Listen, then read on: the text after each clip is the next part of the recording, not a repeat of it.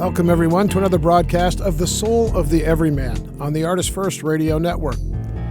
All past shows are archived. You can find them at ArtistFirst.com. Have a question or a comment for this broadcast? Send it to DJ@ArtistFirst.com. Here they are, your co-hosts of the broadcast, Margaret and Michael Lyons.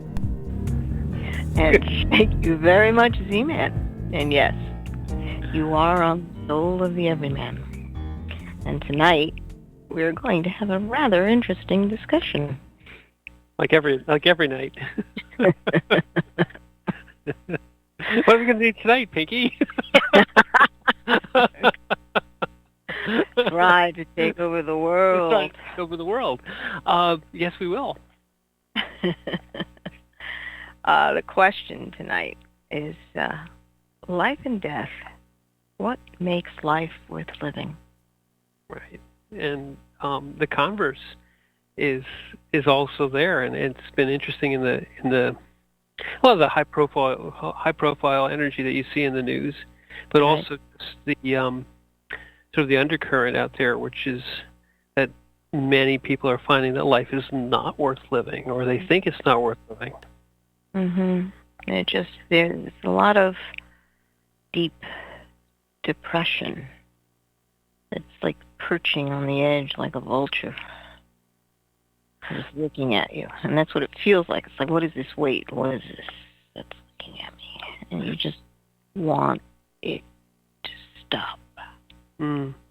A vulture is a good analogy because, part of our mission statement is, nobody gets off the planet alive. And if you take it the wrong way, that could be kind of a nihilist kind of statement, kind of a, well, if life sucks and then you die, or if basically, you're just here for whatever short period of time, and then, death is eternity and non-existence is forever. What makes life worth living? And I think that question really is ill-posed. Mm. The other way to look at it is you're here for however long you have, and it's your opportunity. It's like, yeah, eternity's forever. Non-existence goes on for the rest of time. Seize the day. Mm. Carpe diem. What makes life worth living is that it is so darn short. Mm. And nothing, even pain, even the worst circumstances are not going to last forever. Right. That's true. And it's interesting because there is, if you look at the concept of reincarnation, this place is looked on as an opportunity to grow and to take steps in expansion of who you are as a consciousness, as a being.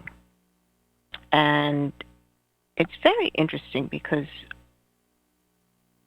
even in, I believe it was it Buddhist? It may have been. I think it was also in the Hindu religion. But since they believe that you come back time and again, the attitude became, I'll do that my next life. Mañana. Well, not my next life. Never mind tomorrow. It's my next life. I'll work on that.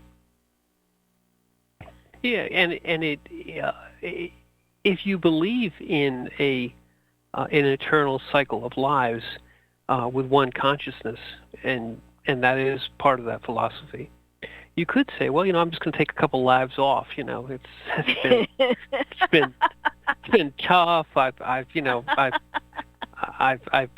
out of sorts. I'm just feeling a little down. I need a little rest. Let's take a couple of lives and just chill out. Just yeah. Just hang.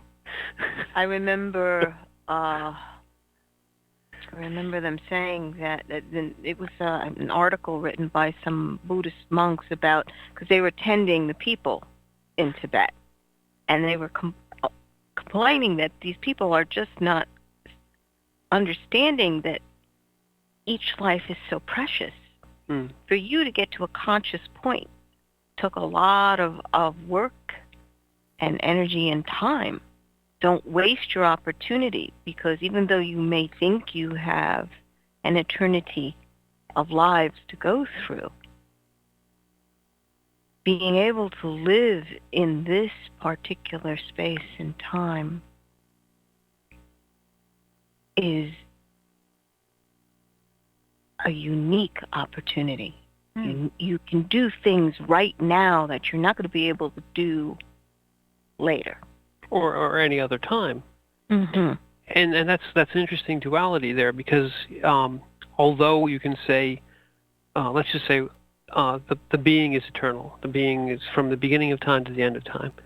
But the circumstances of each life, if they're infinite lives, are still infinitely variable. Mm-hmm. So when you say, well, I'll just take a couple of lives off, yeah, but there's to use economic terms, there's an opportunity cost. You're losing, you're wasting time and losing opportunity, and you in fact can look at each precious moment of life, even if you only believe you have one life and this is the life you're living, and it's not a beer commercial, but this is the life you're living, and so, but those beer commercials have got a seminal grain of truth.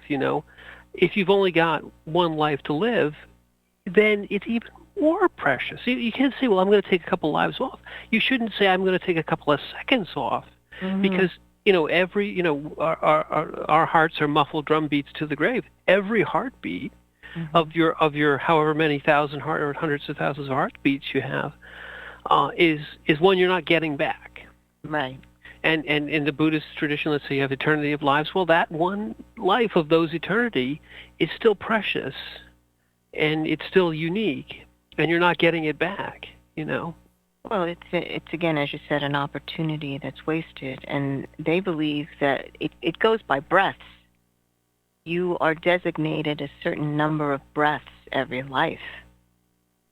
So that's one of the reasons why they were teaching breathing techniques, in order to get the fullness of breath. Out of every breath. Out of every breath. And it extends your timeline, if you would. If you can slow your breath down and make it very efficient so that your body is not starving. So panting is right out. Right. Understand. But yeah, there's stories of Buddhist masters who have slowed their breath down.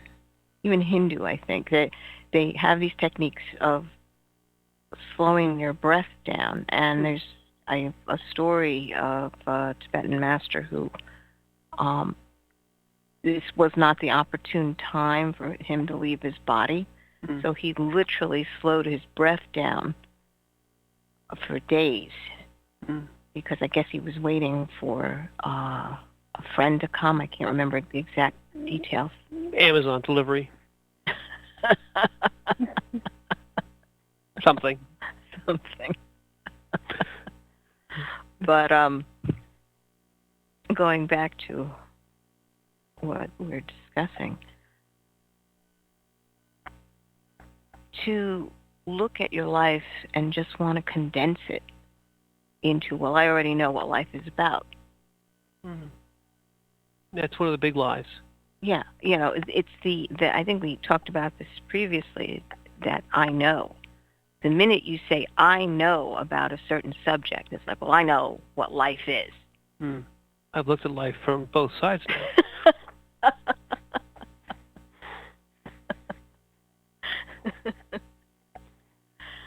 Now that's stuck in your head, isn't it? All you people, you're all thinking it right now. Never mind, go ahead.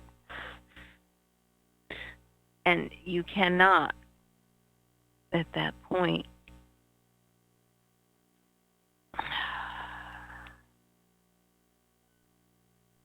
the I know, in essence, puts yourself in the position of I don't care about anything new. I already know it all. Right. You basically close the door on learning anything.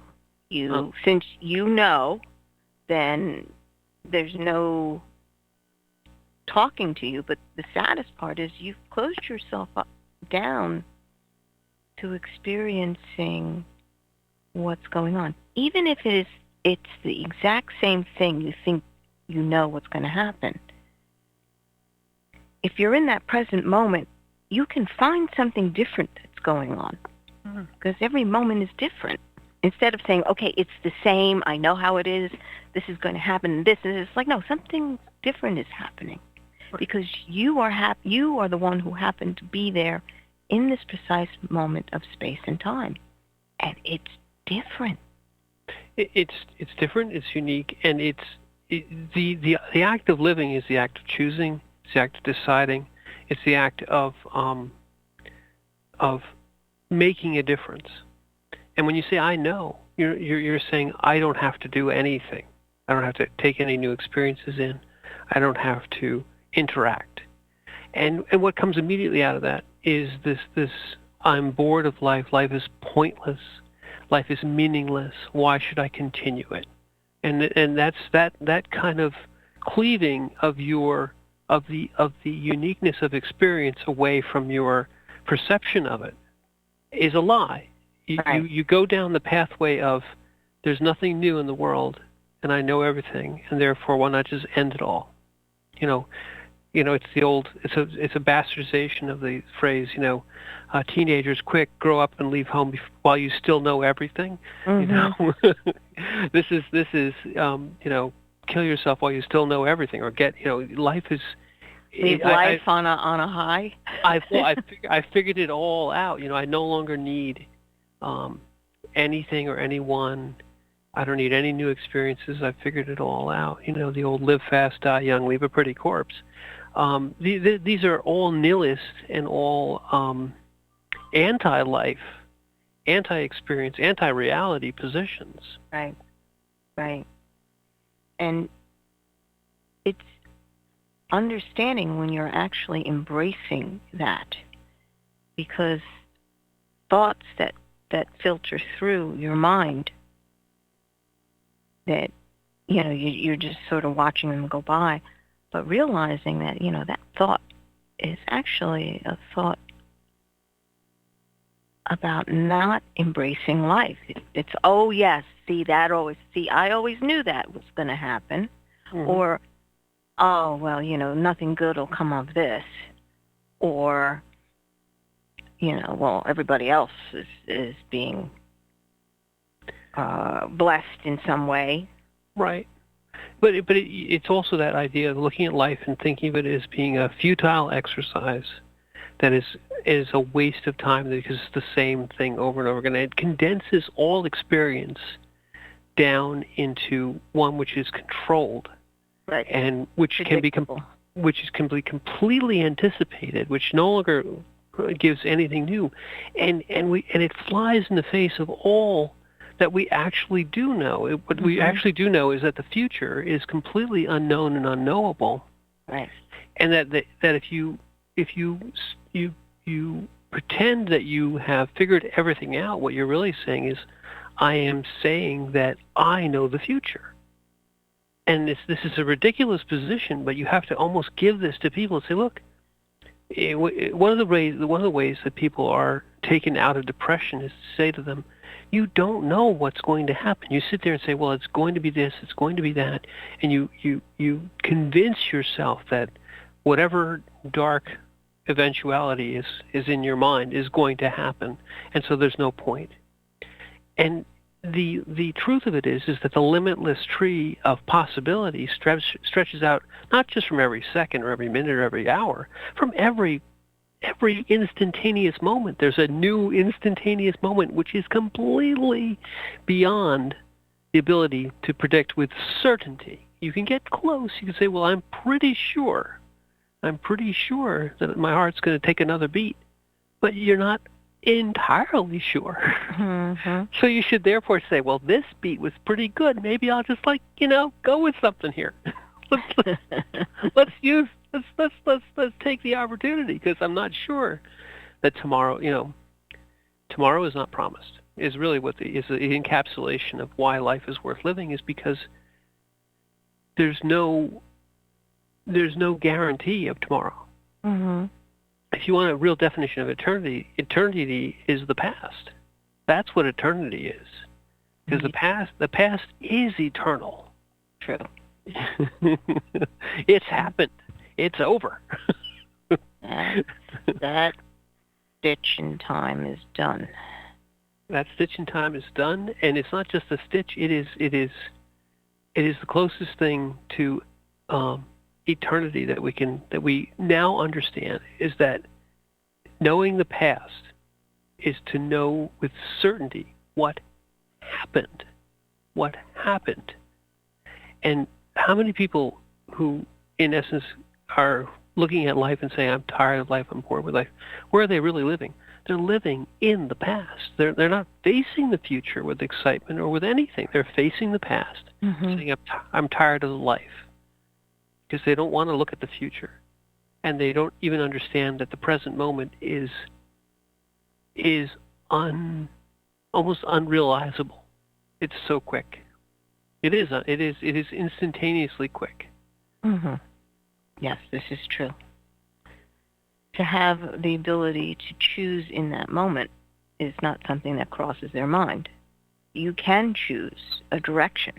In fact, you do it automatically. You just aren't always consciously aware of your decision. And that's usually based on habit forms of, well, I already know how this is supposed to go. So therefore I will go down this one because I've always done that. Right, and habit is one of the things that kills spontaneity. It kills joy. It kills the anticipation. What does every child have? Every 2-year-old, they wake up every day and they look out there and say, "Gosh, basically, what's going to happen today? Anything could happen. Anything at all could happen." And if you give yourself enough of that 2-year-old mindset, you have to wake up every day and look at it and say, anything can happen. It doesn't. The great thing about the past, although it does inform us, it doesn't really matter. You can't do anything about it, and it's completely unrelated to the now. It looks like it is, but it's not. You have now, and you have the incredibly unknown future. And you have the past there trying to remind you, this is what happened before. And you're like, shut up already. It might not happen again. But, shh. Stifle yourself, past. Because the past is, although it's got a lot of weight, it's still a liar. It has no idea what the future is about to do, and it drives it crazy. Mm-hmm. No, that's true. If you personify the past, it's going to want to tell you exactly, well, this happened, and this happened, and this happened. Exactly. And the percentage of things, 20% here, 40% there, You've got 3 weeks to live, the past said. It's a 99% chance that you're going to die tomorrow, the past said. And the future says, maybe not. It could be anything. Stuff could happen. Whoa. and the president goes, would you guys just chill out and let me get there? But the past is so freaking annoyed at the future that it can't tell it what to do. It's massively annoyed at the future. Constantly sitting, I had everything figured out. It was all laid out. This is why we can't have nice things, because of the future.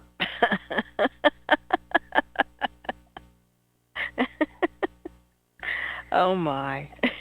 It's true. It's true. The future screws up everything because it's completely unknowable. And that's really, in a nutshell, life is worth living because you just don't know what's going to happen. Mm-hmm. It's no matter what, and if you understand that body of knowledge of the past, it's a description of what has happened. And as you said, no certainty of what's going to happen. But it is portrayed as immutable. It's portrayed as an absolute predictor of what the future is. Because why? Because the past is scared that it doesn't know what's going to happen, and like I said, massively annoyed that it can't control it. So, well, what I mean is, we all understand that you can't change your past. So it has a tendency in the human mind to believe that, well, then that's all powerful. Right. The illusion of the power. The illusion of the power of the past is why people think life's not worth living. Because they look at the past and they say, I've been a royal screw-up for 47 years. I got to be a royal screw-up for the rest of my life, because look at that track record. Oh, my. Yeah.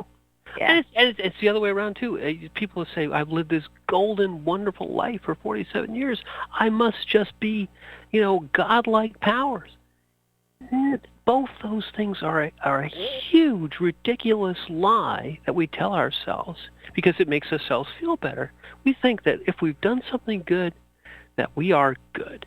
And if I've done something bad, that we are bad. And it goes on forever. And the problem is that your present moment and your future don't care a gnat's ass, a whit, or a gnat's ass about what you did in the past. You can, it's that old thing where if you have a dog and you treat it well, all of a sudden it doesn't care. They don't remember the past. Caesar Milan with his dog whisperer was perfect. Like, so dogs don't sit there and say, well, yesterday was bad, tomorrow's going to be bad. They say, yesterday was bad, but today I've got a cookie.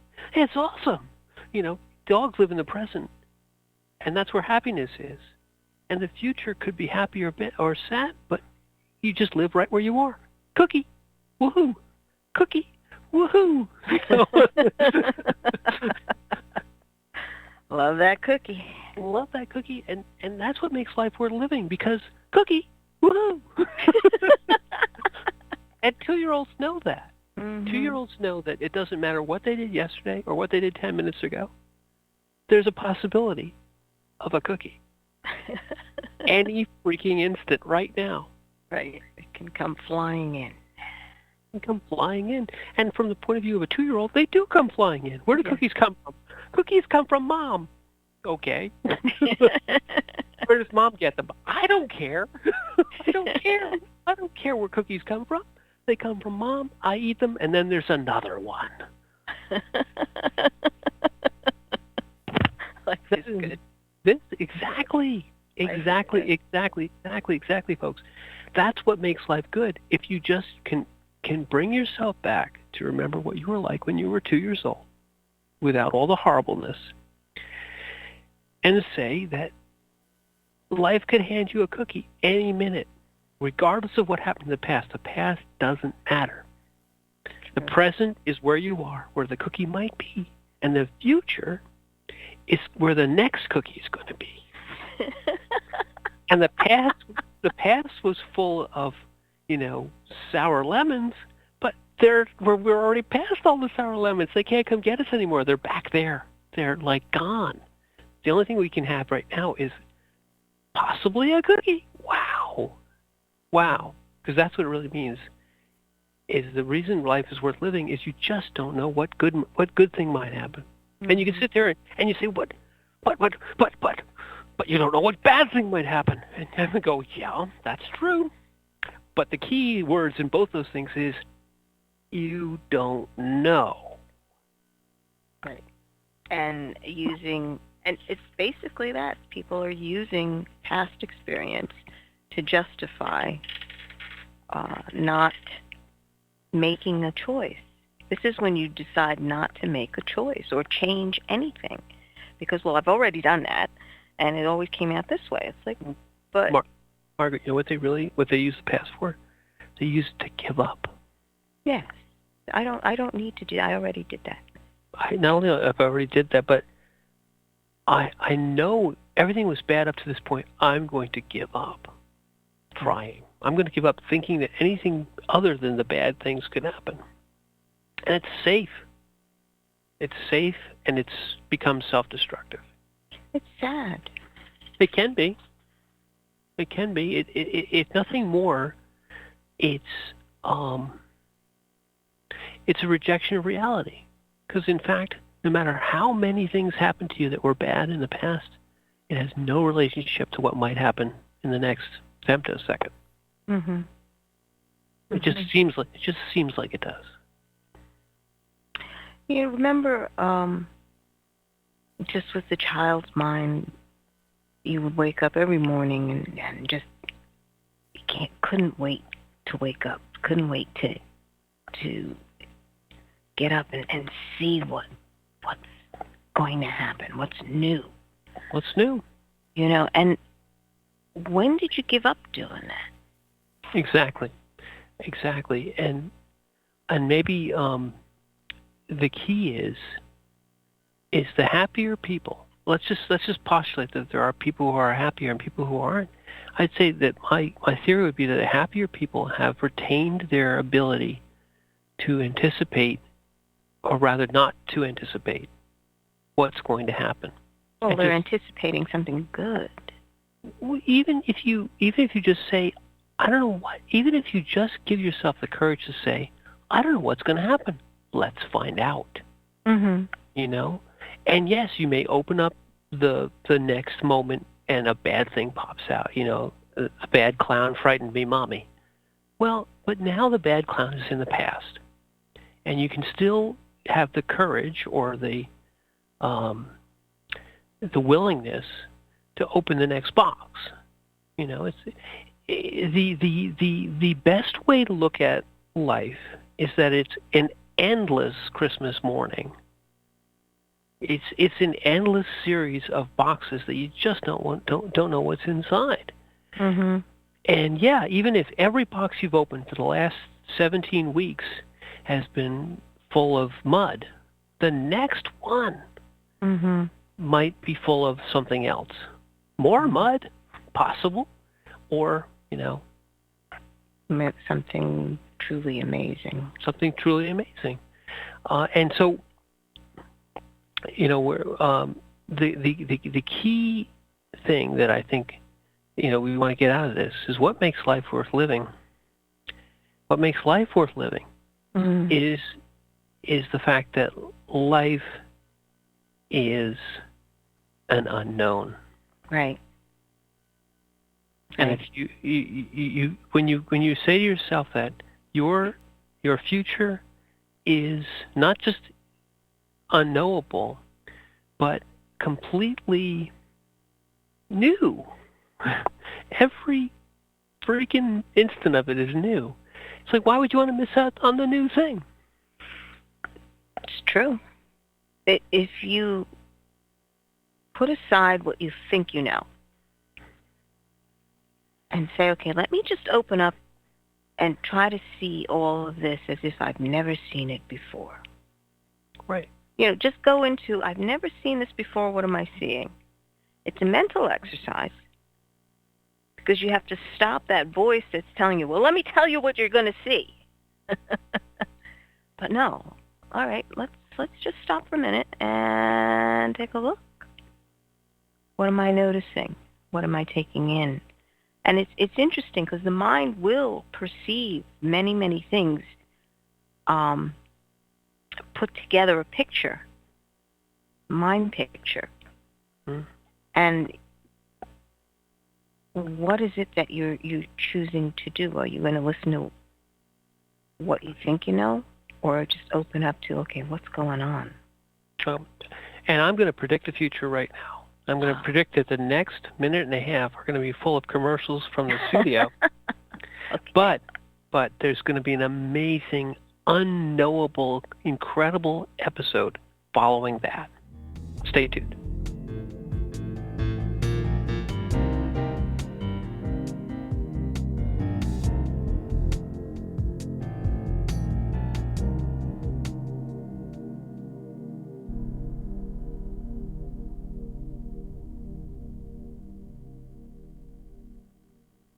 The fat man The Fat Man Gets Out of Bed is the latest book from Michael Lyons, the award-winning author of There is a Reaper.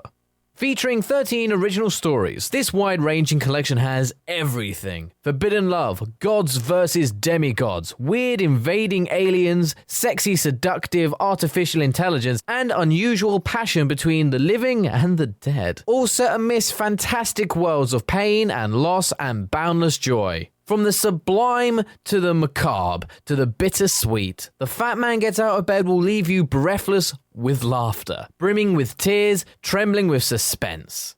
Available now on Amazon.com, Google Play, iTunes, Kobo, and fine e-tailers everywhere.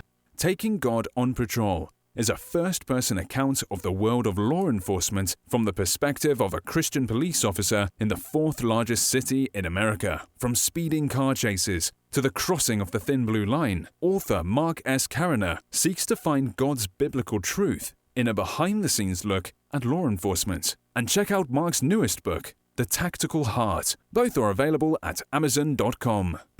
There is a Reaper is the story of 5-year-old Christopher Aaron and his life-changing struggle with leukemia. Winner of both the Indy Bragg Medallion as well as the reader's favorite silver medal for memoir, There is a Reaper has more than 100 Amazon book reviews and a 5-star rating. It has been described as life-changing, spiritual, a must-read. Just released on Audible and iTunes, this memoir is also available in paperback and on Amazon Kindle for only 99 cents. Get your copy of this life-changing memoir today.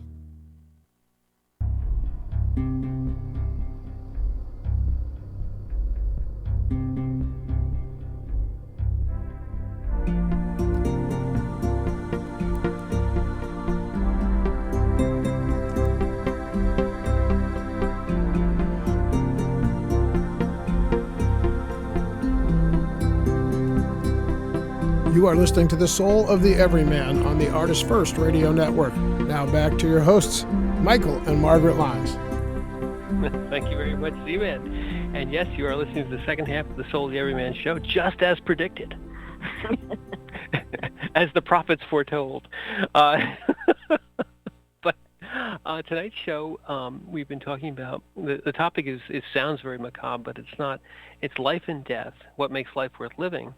And we haven't really talked about the death part. We did it a little bit in the beginning of the show. We said, well, the life is this really, think of it as just as a, let's just go with it. We have one life to live. It's an incredibly short, on the sense of the scale of the universe that we understand today, our lives can be thought of as just a brief, out brief candle. It really is less than that. It's just a flicker in the endless thing that we call time. That flicker to us is significant. And in fact, it's significant even to the universe, as big as it is, or as long as it is, or however you want, whatever dimension you want to put on it. Because the eternity of non-existence weighed the eternity, 13 point whatever billion, zillion, trillion, gillion years of non-existence weighed against one flicker of existence, and the flicker of existence completely destroys it. And I'll tell you why. Because non-existence doesn't get to do a darn thing. It just is. And thermodynamically speaking, stay with me, folks. This is okay. I know it sounds like science. Don't worry about it. Thermodynamically speaking, the non-event doesn't matter. Okay? The only thing that matters is when things move. You understand? So all the non-event, and you can take it forever, a forever of zero is outweighed by one incredibly small bit of not zero. Mm-hmm. So your life is not this nihilist idea of insignificance, because all that little itty bit of insignificance that they say, oh, life is just this flicker in this 13 zillion, badillion, zillion year history of the universe. Well, guess what? That take 13 bazillion, dillion zeros and add them all up, they're still zero. And your little flicker of life, whatever it is, good or bad, this or that, is it outweighs it like infinity to zero. That's the difference here. Life, even if it's one life to live and it's a flicker in time, is still, it beats all the non-existence you got. It's true. Pile it all up. Pile up all the non-existence you got. I'm going to beat it with 1 zillion tillionth of existence. So life is significant. Now, people say, well, your one life doesn't make a difference if Hilla beans to all the other gazillion, bazillion lives. That's true. It doesn't make a difference to them, but it makes a darn lot of difference to you. So the fact that you own a thing called life makes it significant to one person, you. You are figuring very prominently in this you-centered universe. So universe starts with you. So you, the you in the universe, part of you, have a life. You also have a death or a non-existence. And that non-existence goes on forever, and it just doesn't matter. If you start to think about, put all the philosophies back on top. Yes, we have a spiritual life. Yes, we go on for eternity. Yes, we may have life after life after life after life. But just throw that to the side for just one itty-bitty instant and just say that right now, this flicker, this one frame of the movie reel, which is the universe of lives, is still significant because you get to do something. And something beats nothing in every Vegas casino in the world. 2 pair beats Ugats every time. Mm-hmm. It's true. So have 2 pair. Or have a pair at least. You're up. Oh, thanks.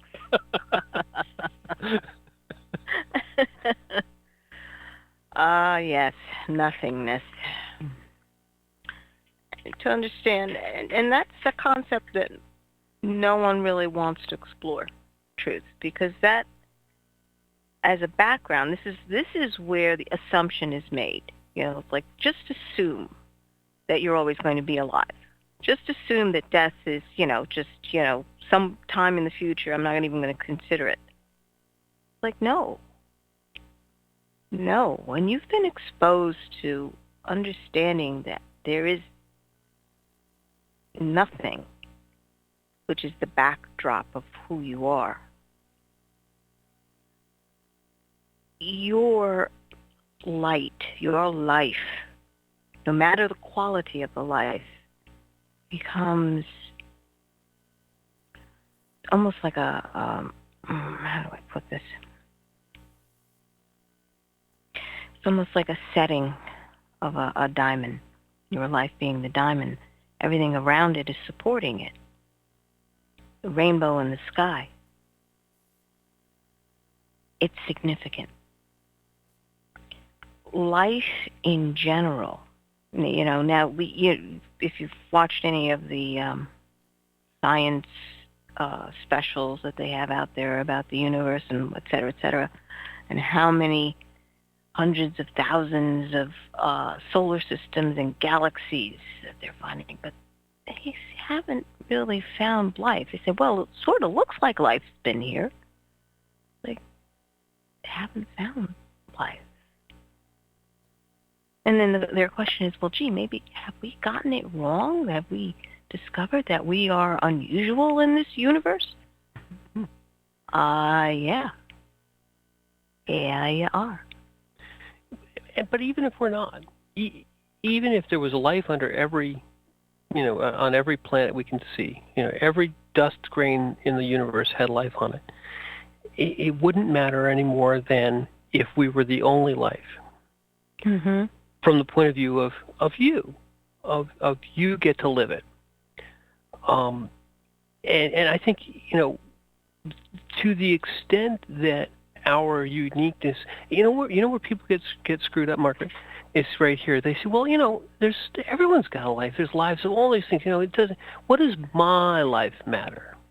I'm nobody special. I'm not. And that fallacy of I'm nobody special and there's nothing that I do is exciting or wonderful or original, and I'm just, why should my life matter? Why should I take up space on the planet, so to speak? it flies into the face of this is the argument they never put next to it. Well, why is anyone's life special? Mm-hmm. Or let's just bring it down to a life, one life in the whole universe. Why is it special? And they'll say, well, it isn't. And the key is that once you understand that life is really all about choice, all about free will, all about being versus non-being, Mm-hmm. then you start to approach the significance of it. Just because you have infinite numbers of individual beings doesn't make each one of them any less than any other one. Mm-hmm. We feel this in our hearts. We feel that our life is precious, that we don't want anyone to take it away from us, that we own it, that it's ours. All those things are reflections of the fact that life is significant. And no matter how much of it you have or how little of it you have, the significance of it has nothing to do with its quantity or its scarcity. It has to do with the fact that it is the only part of all the bazillions of jillions of trillions of billions that can actually do things volitionally with purpose. Your purpose may not matter to you, or your purpose may not appear to do anything, but the effects of purpose, or rather the effects of your actions, are less important than the fact that you can act. Mm-hmm. That's the important part. How precious it is to be able to choose to act or not act. Or not act. Being or non-being. To be or not to be. That's the question. Is the question. Well, but it is the question. The whole idea of whether life is worth living comes down to whether be is worth being, whether acting is worth the action. And in fact, the be is worth something without anything else. Mm-hmm. Just the be. Mm-hmm. No, exactly that. That is life. I be.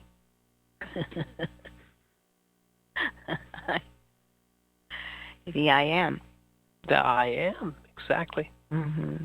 The core of all existence is the concept of I am. I am who am, which is terrible grammar, but you don't want to argue with the guy who said it. That's right. That's true. So that is the foundation of what existence actually is. Without amming, what are you except zero? I amn't. Right. I amn't. And ammenting is zero. Or let's just take away all this, bad grammar. Like we said in the beginning of this, the zero is unrelieved, infinite, and ineffectual. It doesn't matter. The zero doesn't matter. It's empty. It's empty. Thank you. It's void of everything. Void of life. Void of consciousness. Empty. And that's pretty much what a human being does not want. I've felt so empty inside is what you hear when people are depressed. Exactly. Okay, and that is interesting in terms of acknowledging that emptiness is actually a background to your existence. Your existence is a light in that emptiness, a light in that darkness, because when it's empty, there is no light. Right. There's nothing. And the lovely poetry of Genesis, the void, the darkness, and what comes into it first, the light. All right, so this, I don't want to get lost down in Genesis. It's a good place to get lost in, but let's not go there right now. The point is that your life, your individual life, regardless of how many others there are or how few others there are, is a unique thing in a nothing, an infinite nothing with a free flicker of a thing. And if you were to take it all and put it in a box and weigh it, the total sum of that thing, the total sum of that box, rather, would be the thing. The nothing contributes, amazingly, nothing. Nothing doesn't pull its own weight. The thing, the brief flicker, the femtoseconds of existence that is in the whole universe would be, in essence, the universe, because everything else adds up to nothing. So our significance, your significance, our individual significance is incredibly large compared to the infinite nothingness of the universe. People say, the universe is like infinite and nothing. And you go, yeah, that's right. Infinite nothing. Just keep adding it up. Don't spend all your time doing it because it's kind of a waste of your life. But just keep adding it up. You still got nothing. And you take one life, even a short one, even one that only was 8 years long, and throw it up against the infinite nothing. And that infinite nothing loses every time. You take the unknowable future and throw it up against the infinite, immutable past. And guess what loses every freaking time? The past. Because the past doesn't matter.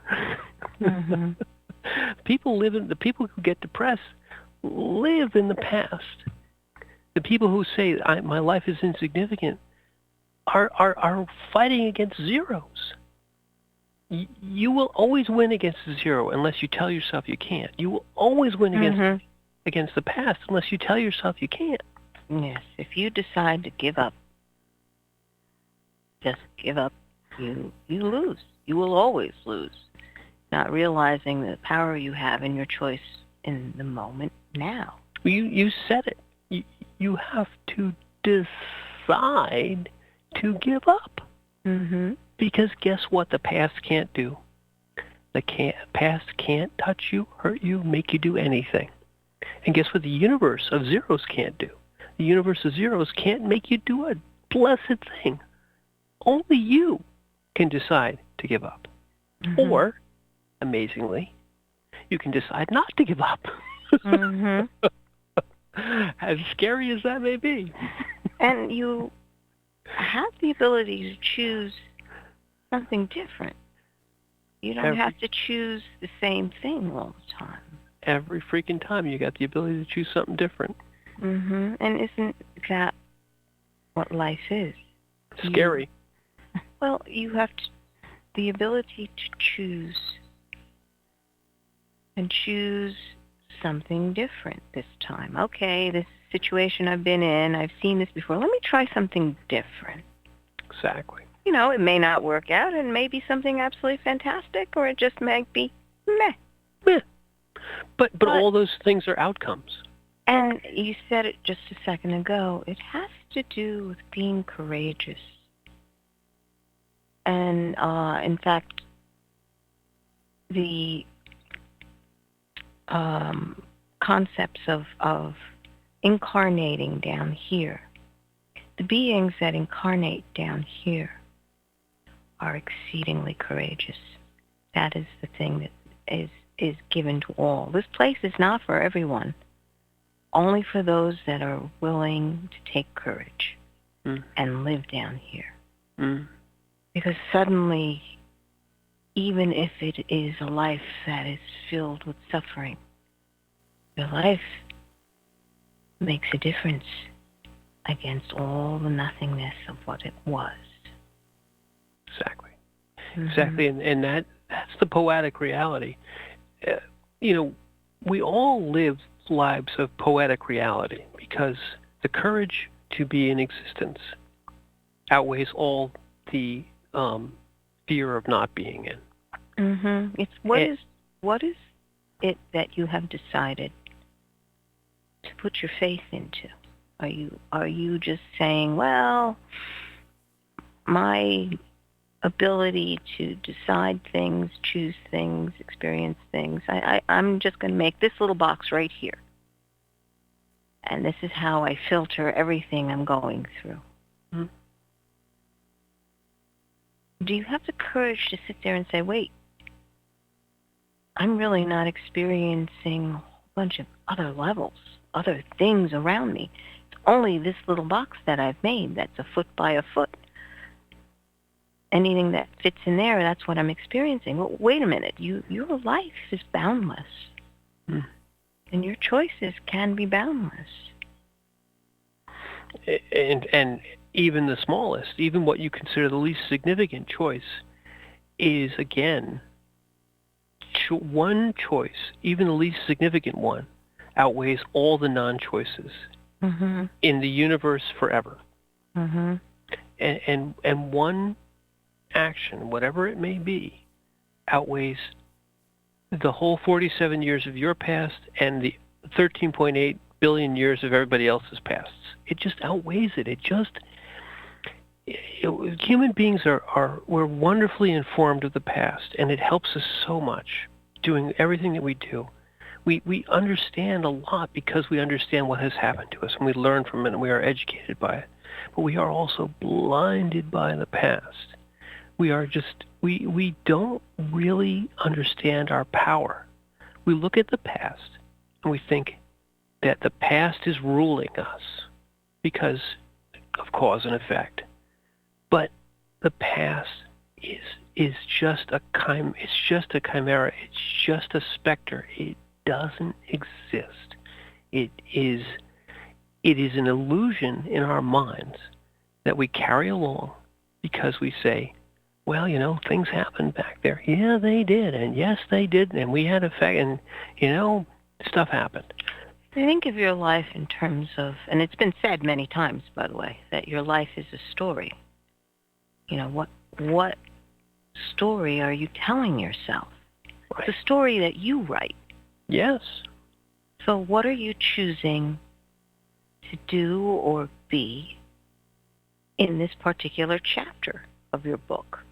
Right. Or this next word. Mm-hmm. That whole idea of you write your life, it goes right, people talk all the time, well, I'm going to manifest this. Well, yes, you really can, because in essence, that sort of trite, new agey, snooze agey phrase is the actual truth.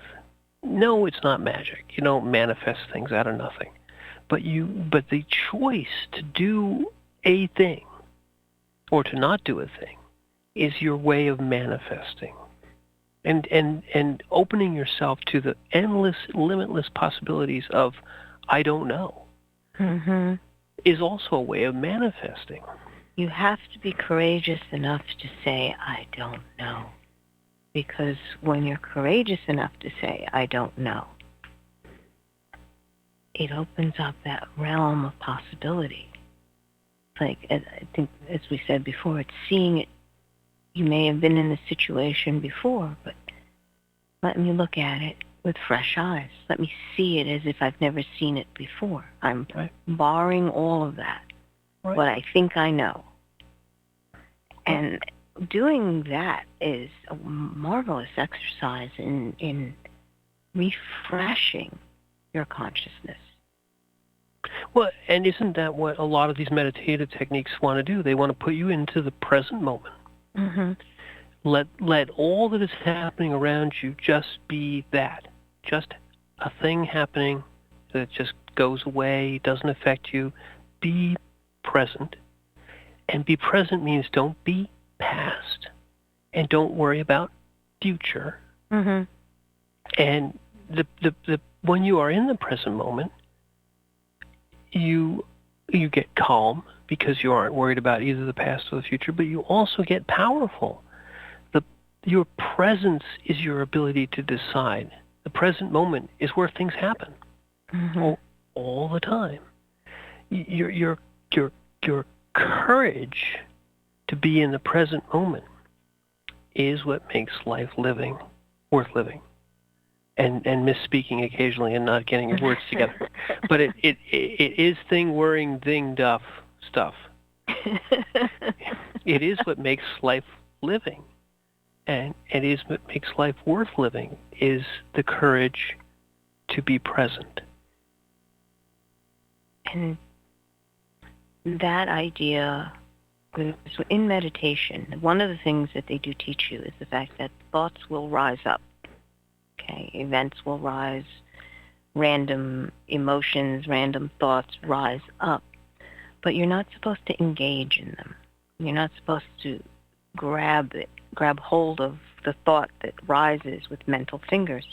You just observe it rising like a bubble and then drifting off without entering into that bubble and reliving a moment or reliving a thought. It's like, oh, there's a thought.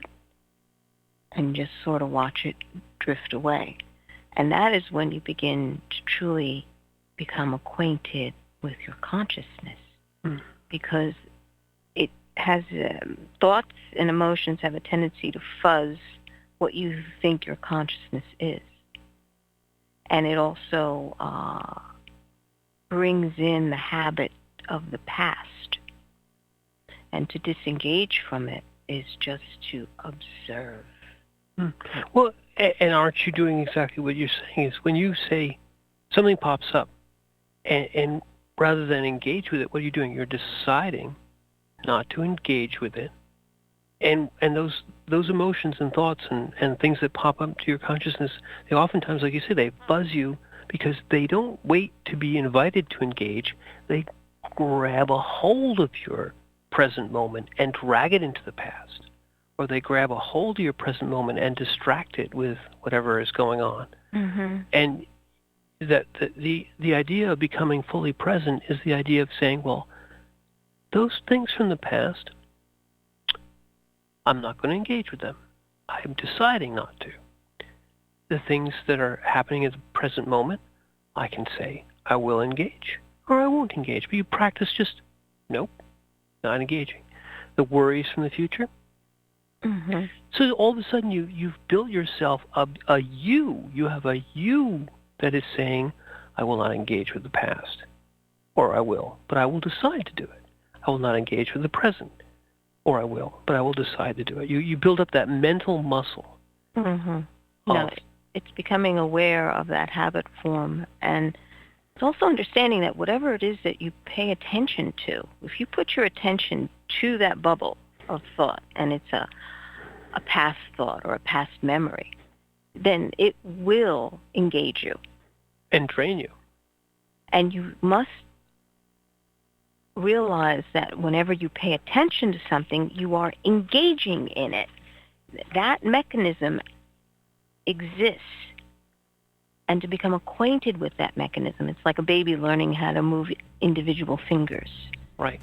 You know, it's like, if I pay attention to that, that means that I'm going to dive into that memory or that, and I'm giving my life's energy, my consciousness to that moment again. My present is being given to the immutable past. Right. And instead of saying, okay, I am not going to pay attention to that, I have other things that I want to engage in. And that's why dreaming is so important. You know, dreams of where you would like to explore something different or something new. And I think the different and new thing that we're about to explore is the end of the program. So go ahead. Well, all righty. You have been listening to The Soul of the Everyman. And I am one of your hosts, Margaret. And I'm one of your other hosts, Michael. And courage. Yes, say courage. And thank you for listening.